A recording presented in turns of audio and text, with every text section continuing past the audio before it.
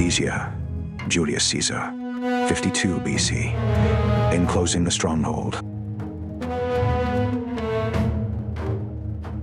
Beneath his precise commands, Roman engineers drove timber palisades into the damp earth and sealed the valley with trenches.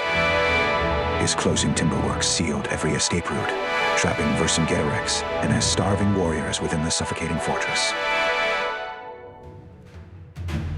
A breathless scout shattered the quiet, reporting 300,000 Gallic tribesmen marching north to breach his iron ring. His orders raised a second wall beyond the first, creating a deadly kill zone of caltrops and earthen ramparts. Veteran cohorts built fortified camps along his narrow valley strip and forged a double-walled fortress ready for battle. Beneath a heavy sky, his adjusted deployments and sharpened blades waited for the decisive clash from that watchful tower.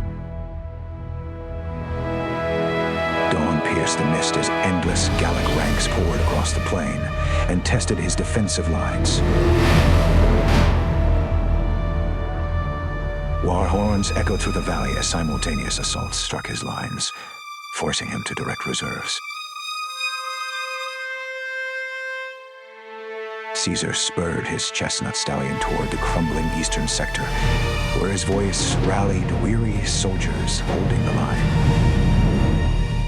His crimson cloak billowed through smoke, rallied exhausted troops, and steadied their faltering resolve during the desperate siege. He stepped onto a crate, raised his sword toward weak sunlight, and reminded the front lines of training. His watchful gaze tracked the battle until a collapsed mound signaled his horsemaster, who rushed reserves to the breach. His gladius flashed through churned mud as he charged into the thickest fighting, igniting fierce determination among his infantry. His interlocking shields drove back the Gallic surge, carving a bloody path through the autumn soil beneath him. Caesar rode toward the eastern ridge, ordered cavalry to sweep Roman lines and strike the exposed enemy flank. His cavalry struck the Gallic rear with devastating force, shattering their command structure and catching the host off guard. From the wooden tower, he watched the relief army fracture into panicked flight, his grim expression confirming victory. After crushing the Gallic relief army, he positioned siege engines and sent a herald whose ultimatum sealed Alesia.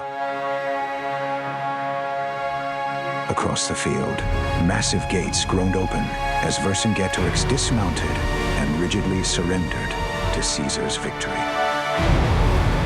The Gallic chief unbuckled his sword belt, cast aside his breastplate, and knelt before his waiting commander. He dismounted and approached the kneeling chieftain, placing his gloved hand upon the shoulder to silently acknowledge the surrender. News of his victory rapidly prompted provincial capitulation as Roman garrisons replaced tribal autonomy with discipline. Generations of commanders studied his dual ramparts, cementing his military genius as an enduring siege masterpiece.